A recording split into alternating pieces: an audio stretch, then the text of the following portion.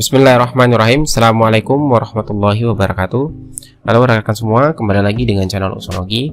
Baik, di kesempatan kali ini kami kembali akan berbagi beberapa informasi terkait dengan P3K tentunya untuk honor sekalian.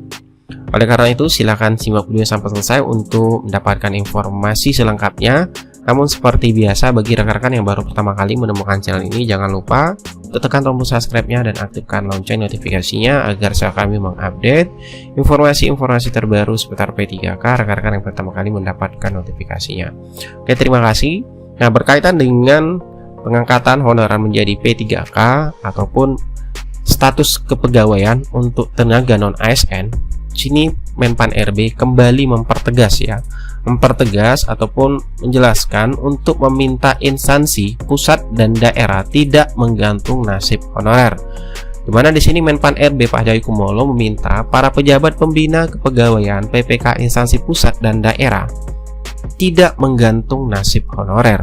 Dia meminta PPK segera memperjelas status honorer, apakah diangkat PNS atau dengan pegawai pemerintah dengan perjanjian kerja atau P3K yang kita kenal, atau tenaga ahli daya outsourcing yang tentunya dengan melihat peraturan perundang-undangan. Jadi tidak dibikin menggantung, kata Menteri Cahyo di Jakarta 4 Juni 2022. Dan hal ini pun juga sudah disampaikan langsung oleh Menpan RB yang sudah mengeluarkan surat edaran yang sudah kita ketahui bersama-sama, di mana ada surat Menteri Pan RB perihal status kepegawaian di lingkungan instansi pemerintah pusat dan pemerintah daerah, dan tentunya ini berkaitan dengan bagi juga tenaga non-ASN di setiap instansi pusat dan daerah, di mana di dalam surat edaran tersebut itu menjelaskan baik itu untuk pemerintah pusat maupun daerah agar melakukan pemetaan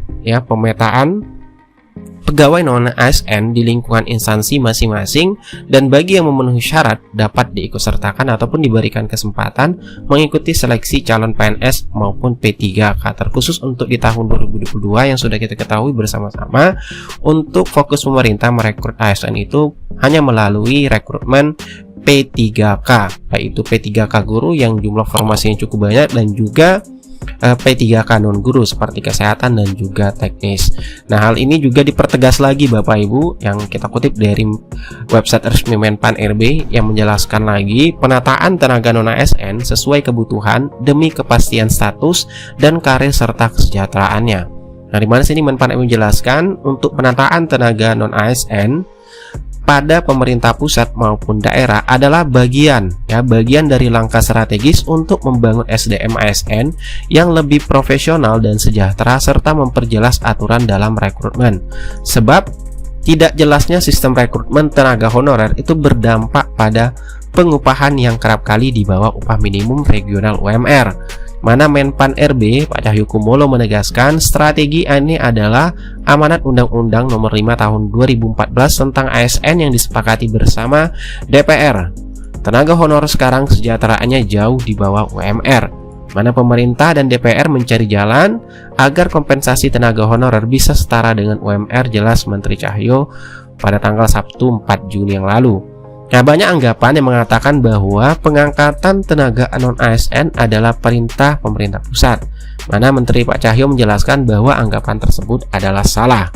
Sejak tahun lalu, rekrutmen tenaga honorer diangkat secara mandiri oleh masing-masing instansi yang tentunya sudah diketahui untuk P3K guru yang langsung dihandle oleh Kemendikbudristek, dan agar ada standarisasi rekrutmen dan upah. Kini tenaga non-ASN itu diharapkan dapat ditata. Nah, dengan skema itu pengangkatan tenaga non-ASN harus sesuai dengan kebutuhan instansi untuk mengatur bahwa honorer harus sesuai kebutuhan dan penghasilan layak sesuai UMR.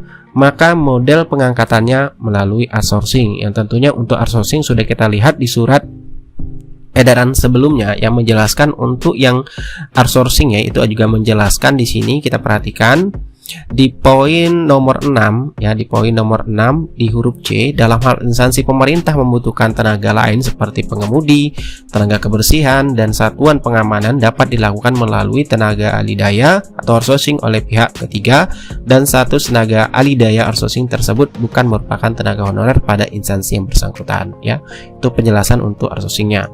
Nah, yang saat ini jelaskan lagi, statusnya honorer itu tidak langsung diberhentikan tahun 2023. Jadi sini jelas terjawab rekan-rekan semua bahwasanya untuk honorer yang sudah statusnya honorer sampai saat ini itu di tahun 2023 itu statusnya tidak langsung diberhentikan, di mana tenaga non ASN tetap dibutuhkan. Hanya saja pola rekrutmennya ke depan harus sesuai kebutuhan, mendapat penghasilan layak setidaknya sesuai UMR, tegas Menpan RB Pak Cahyokumolo. Pemerintah juga mendorong untuk tenaga honorer K2 atau THK2 atau tenaga non honorer yang lain untuk ikut seleksi calon ASN, di mana seleksi ini bisa diikuti oleh tenaga honorer melalui jalur CPNS maupun P3K sesuai dengan pemenuhan syarat masing-masing individu. Nah, tentunya kita berharap dengan adanya surat edaran yang sudah dikeluarkan oleh Kemenpan RB dan juga penegasan bahwasanya dari pemerintah untuk mempertegas bagi untuk setiap PPK mengadakan pemetaan atau penataan tenaga non ASN sesuai kebutuhan ini demi kepastian status dan karir kesejahteraan honorer tersebut. Semoga saja untuk formasi tentunya yang sudah kita ketahui untuk di tahun 2022 untuk khusus P3K guru yang sampai saat ini yang baru kita dapatkan informasinya adalah untuk usulan formasi Pemda yang hanya berjumlah 343.631 yang masih jauh dari kuota yang disiapkan oleh pemerintah. Nah, tentunya dengan adanya surat edaran tersebut ataupun yang sudah kita informasikan sebelumnya bahwasanya Panselnas akan mengadakan coaching klinik untuk ke setiap Pemda terkait dengan mekanisme dan tentunya juga untuk melihat kesesuaian dari data rekomendasi yang sudah dilakukan oleh Kemendikbudristek terkait dengan pemenuhan kebutuhan guru untuk di setiap wilayah.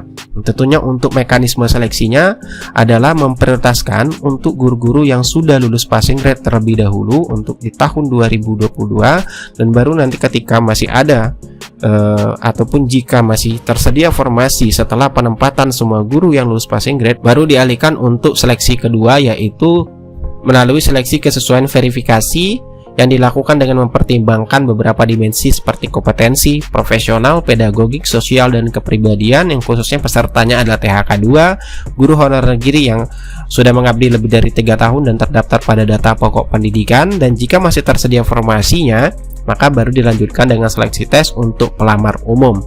Jadi tentunya kita berharap semoga formasi di tahun 2022 ini benar-benar maksimal diajukan oleh setiap Pemda yang tentunya untuk rekrutmen terbarunya ataupun terobosan dilakukan oleh Panselnas adalah bahwasanya usulan tetap diajukan Pemda tapi berdasarkan data rekomendasi dari Kemendikbudristek, dan pastinya semoga usulan formasi Pemda ini mencapai ataupun sesuai dengan kebutuhan formasi yang sudah dipersiapkan oleh pemerintah, yaitu mencapai 970.410 formasi. Sebagai informasi tambahan, di sini Kemenpan RB kembali menginformasikan terkait dengan perbedaan antara PNS dan P3K, dan tentunya ini harus rekan-rekan ketahui bagi rekan-rekan yang akan mengikuti ataupun menjadi ASN P3K di tahun 2022. Berikut adalah paparan ataupun postingan yang disampaikan dari Kemenpan RB untuk perbedaan PNS dan P3K yang harus rekan-rekan ketahui.